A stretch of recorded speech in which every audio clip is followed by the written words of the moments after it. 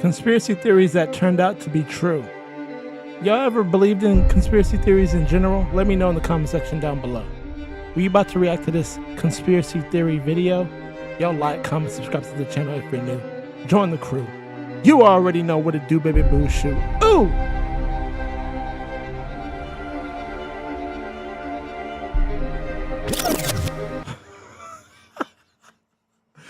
Let me get serious on y'all. For real, let's react to this video. Conspiracy theories that turn out to be true. Honestly, I'm a conspiracy head, but I just don't know what is true and what is not. You feel me? Let's get right into it though. Missing Japanese citizens. One night in June 1978, a 22-year-old single mother of 2 kids named Yaiko Taguchi was working her usual shift in Tokyo, Japan's cabaret Hollywood. After finishing her shift right at around midnight, Yaiko left the cabaret through the front door and was never seen again. At first, nobody thought that anything serious had happened to Yaiko. In fact, several years later her manager was questioned and he claims that everyone thought she had quit when she failed to show up.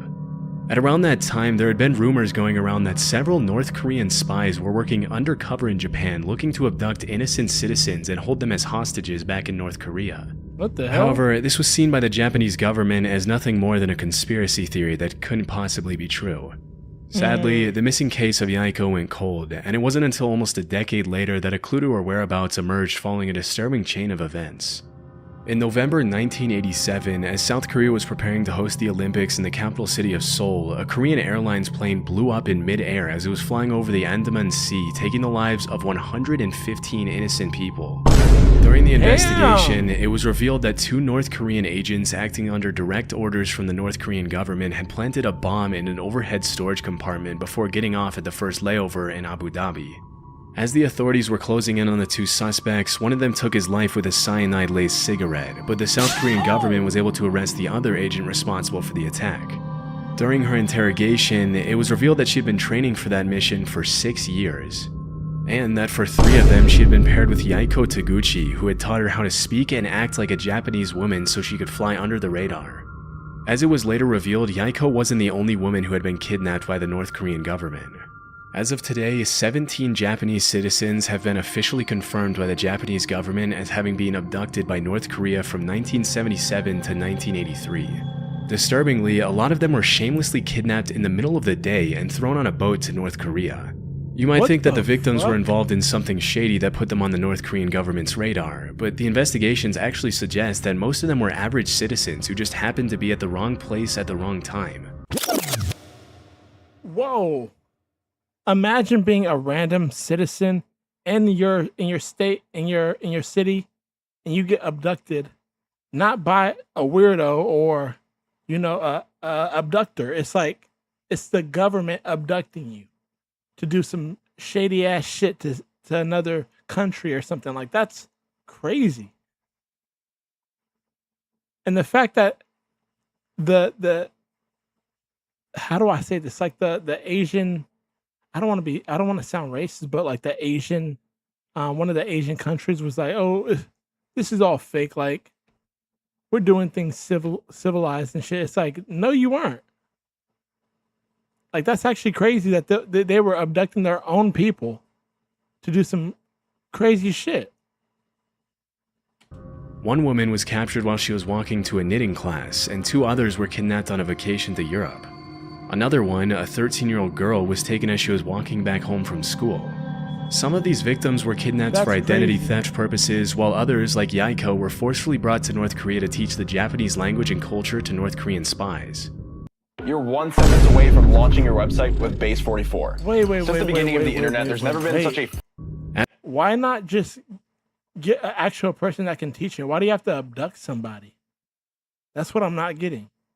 After the kidnappings were confirmed beyond the shadow of a doubt, the North Korean government had no choice but to come forward and apologize, but they claimed that only 5 of the 17 kidnapping victims were still alive. Over the next few years, the North Korean government would send what they would claim to be the cremated remains of some of the deceased victims back to Japan. However, as DNA testing would quickly reveal, pretty much all of the remains were fake, leading the Japanese government to believe that many more of the kidnapping victims were still alive. To To this day, the North Korean government has stuck to its story, claiming that there are only 13 kidnapping victims and that the ones who are still alive were sent back safely to Japan. Of course, it's called what is it called? You know where they not population control, but you know, like how they have to control the narrative, so they gonna lie in our face. You know, they gonna lie and say, "Nah, we sent all of them back," even though they may be, you know, still abducted and shit. Like, I can't remember what that term is called, but they're over here doing the control shit for sure.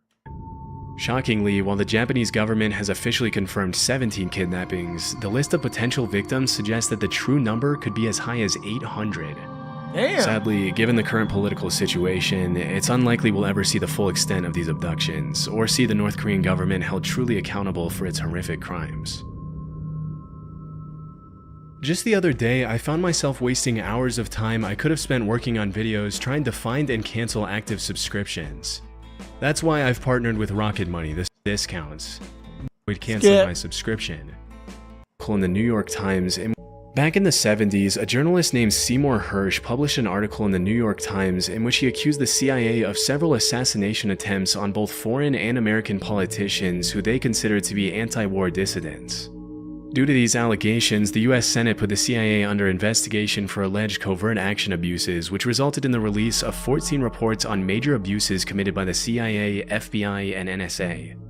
The majority of the reports included accusations of crimes such as opening and resealing US citizens' private mail for several years and illegally surveilling Black Power activists.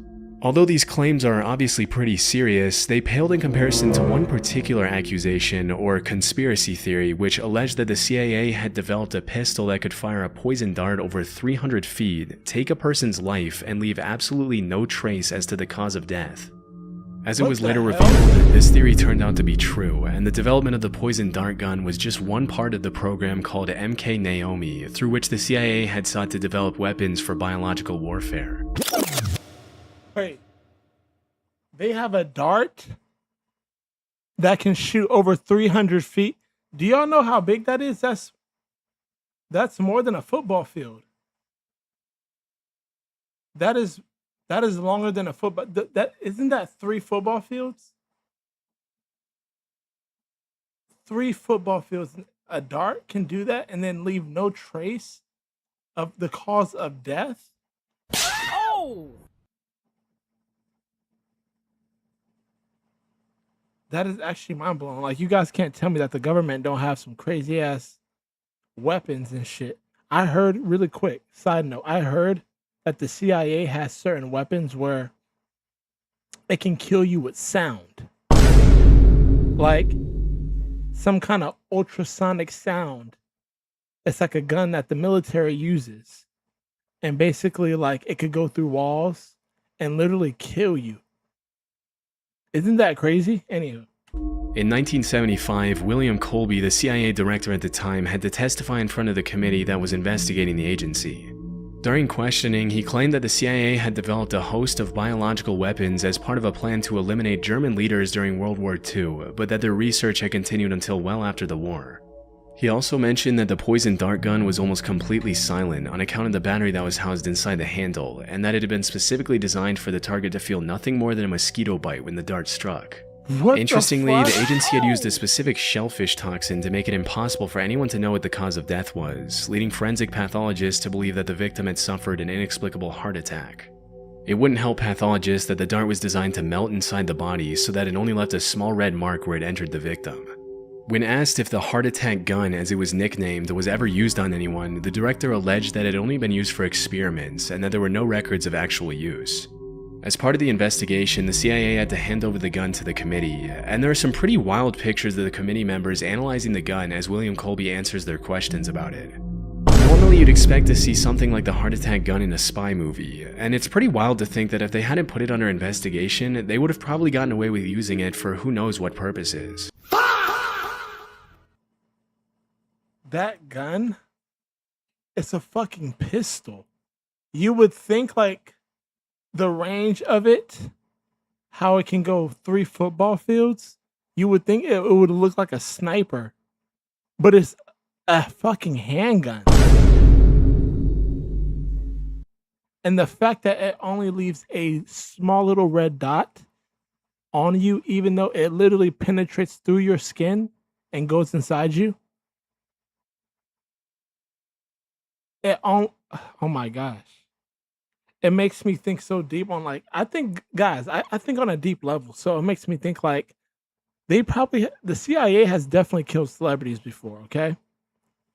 And it just makes me think like certain celebrities that died of heart attacks could have been this. Oh my gosh. If they hadn't put it under investigation, they would have probably gotten away with using it for who knows what That's purposes. a fucking handgun. It's also pretty crazy to think that if that's the kind of stuff they were developing back in the 70s, imagine the kind of technology they have their hands on now. Exactly. Disturbingly, the hearing was the only time the heart attack gun was ever shown publicly, and to this day, it remains unclear what happened to it after the investigation. They still use that shit. Since the What you dawn wanna of bet? mankind, But Humans probably have even had more one obsession. highly sophisticated one now. Like the CIA and capturing government their is greatest gaming moments. Rogue waves. Rogue Wave. Sailors often get a reputation for making up stuff they claim to have seen during their time out at sea, and because there's no one there to refute their claims, they sometimes get away with some pretty tall tales. For centuries, sailors all around the world had talked about seeing monster waves on the open sea that would allegedly reach over 100 feet in height. Oh, In 1826, a French captain claimed that he had seen a 108-foot tall wave in the Indian Ocean.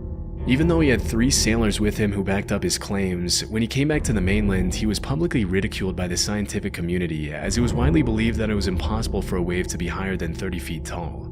For a long while after that, dozens of people continued to claim sightings of these monstrous waves in the middle of the ocean, but with no real evidence other than eyewitness testimonies, the existence of these waves fell into the urban legend or conspiracy theory category. In the 80s and early 90s, the Draupner platform was set up in the North Sea off the coast of Norway to extract natural gas. As part of the protocol that was carried out to see if the platform was stable enough to withstand the rough seas, a wave height recorder was installed on the platform. On New Year's Day in 1995, the sensor recorded an 84-foot tall wave, which served as the first real piece of evidence for the existence of rogue waves. After this incident, a lot of people started wondering how many of the sailors from previous centuries had been telling the truth. What's more disturbing than that is that there were probably hundreds of disappeared sailors from all around the world who had come across a rogue wave, also known as a monster wave or a freak wave. But because most people who encountered 100-foot tall rogue waves generally didn't live to tell the tale, their testimony went down into the depths of the ocean with them. Since the Damn. Draupner wave of Imagine 100-foot wave. I want y'all to really put that into perspective. Like 100 feet. Think of a football field. All right, but just vertically. A wave that fucking big. Oh God damn. That much water. Oh my gosh. And the fact that like this narrator said, like for the most part, if you even encounter 100-foot wave or more, you're going down with that wave. So you won't even be able to tell that you've seen a 100-foot wave because you die. 1995, there's been a growing interest in rogue waves brewing in the scientific community. A few years ago, a professor at the Australian National University had estimated that at any given moment there are 10 rogue waves active in the world's oceans. As of today, a rogue wave is usually defined as a wave that is twice as large as the largest waves that come up in a particular area. And while the root cause of rogue waves continues to be investigated, it's generally accepted that these monster waves appear when 2 wave crests join together at the exact right time, resulting in a massive wave that can sink even the largest ships and oil rigs. Interestingly, it's also been discovered that rogue waves can take place in large lakes. In 1975, a freighter named the SS Edmund Fitzgerald sank in Lake Superior under some pretty mysterious circumstances, with a lot of people in the scientific community coming up with all kinds of hypotheses to explain the incident. It wasn't until several years later that the scientists started theorizing that the vessel could have fallen prey to a set of 3 consecutive killer rogue waves. A phenomenon referred to as the Three Sisters, in which the first wave destabilizes the ship, the second wave hits the ship's deck before it can stabilize again, and the third wave overloads the ship with more water than it can take on. If Oh this were my true, it could God. also provide an explanation for the mysterious sinking of other large ships in oceans around the world over the past few centuries, but this might be a bit more difficult to prove. I can't imagine that. Like, that's why I don't mess with the ocean. Like, I could swim, y'all, too. But when it comes to the ocean, it's just too powerful. You know? I can't mess with the ocean like that. Like, I don't see how, like, I'm not gonna lie, like, I would love to go on a cruise in a way. I would love to experience going on a cruise, but the ocean is too powerful, unpredictable, and big for me. Like, and I don't think you guys understand. Like, if y'all ever even been on a cruise, you guys know what I'm talking about. At a certain point of you sailing that ocean, you can't see nothing around you. Like, it's nothing but just water. Like, isn't that a crazy concept? Like, picture that. Like, you're on this boat, and it's a big boat. But once you sail a certain amount of miles out, you can't even see nothing around you. And think about how much gallons of water that is. Like, yes, you're on a big ship, but that compared to the ocean, fuck, you're like a little crumb. And that's what my body can't take. Is like, I'm literally like, I don't know. I don't know how to put it, but I don't mess with the ocean like that. I respect the ocean. I'll get in it like when I go to the beach, but I'm not finna swim in that bitch. Like, go out miles and miles. Like, hell no, hell no. Poisonous alcohol. In Oh. January 1920, the 18th Amendment to the US Constitution was successfully ratified, triggering a 13-year period known as Prohibition, during which the production, sale, and transportation of alcohol was made illegal. During this period, the government enforced some pretty strict measures to prevent bootlegging of alcohol, which made the alcohol black market flourish like crazy. It was pretty much a playground for the mafia, in which the government would raid one bar and another one would crop up in just a few days' time. While all of this was happening, there were some pretty messed up rumors floating around that the US government was taking extreme measures to make sure people weren't consuming alcohol. These included allegations that the government was intentionally poisoning alcohol to make people who consumed it sick. For a while, this remained something of a conspiracy theory, but things took a turn pretty quickly on New Year's Day 1927 when 41 people died from alcohol poisoning at New York's Bellevue Hospital. Disturbingly, the autopsies revealed that a lot of the victims had been drinking industrial methanol, otherwise known as wood alcohol, which can be fatal even at low doses. It turns out that the government had forced companies to denature industrial alcohol to make it undrinkable since 1906, which was far before Prohibition. But when the crackdown on alcohol started, the government ordered these companies to add quinine, methyl alcohol, and other toxic chemicals to discourage people from drinking it.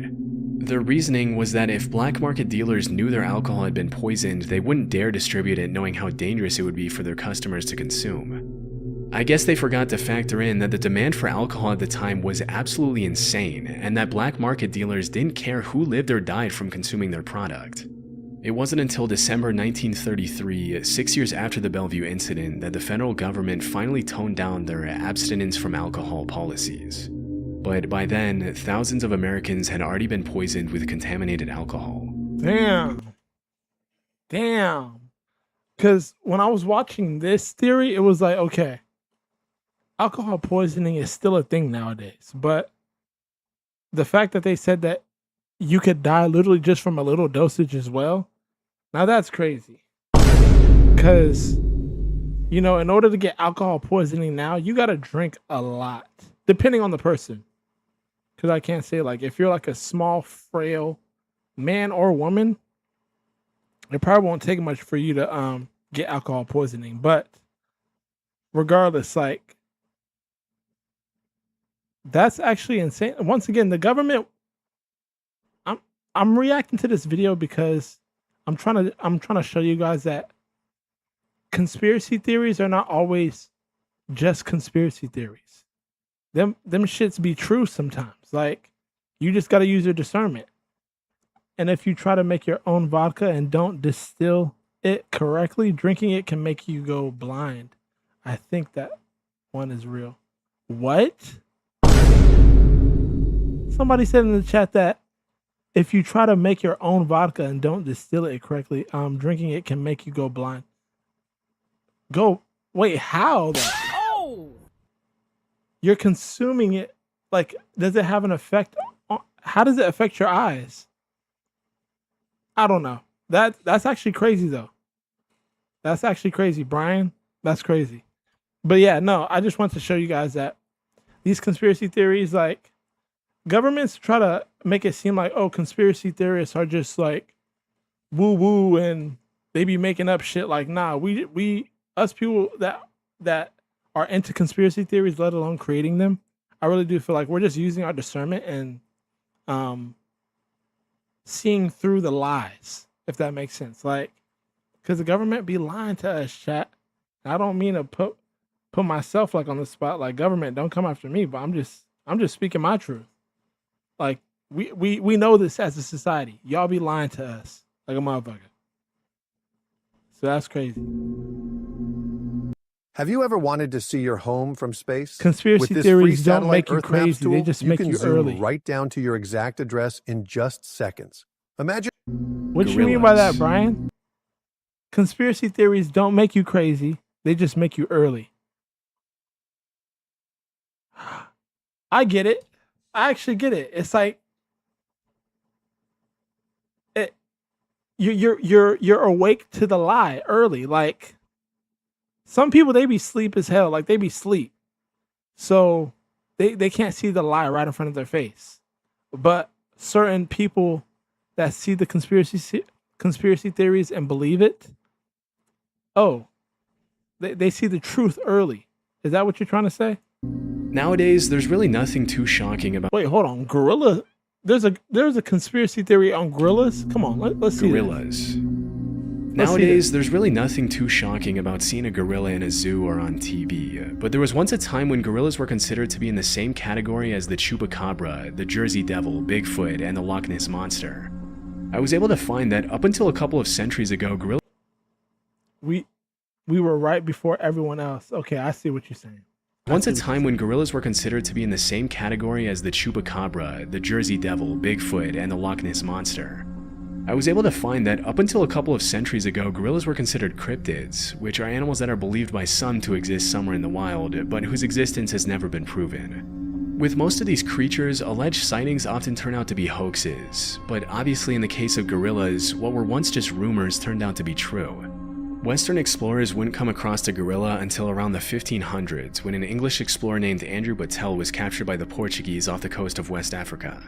While he was held captive on the mainland, Battelle described these disturbing, giant, ape-like creatures that would occasionally prowl around his campfire, but because he had never seen a similar creature before, he described them more as monsters than as animals.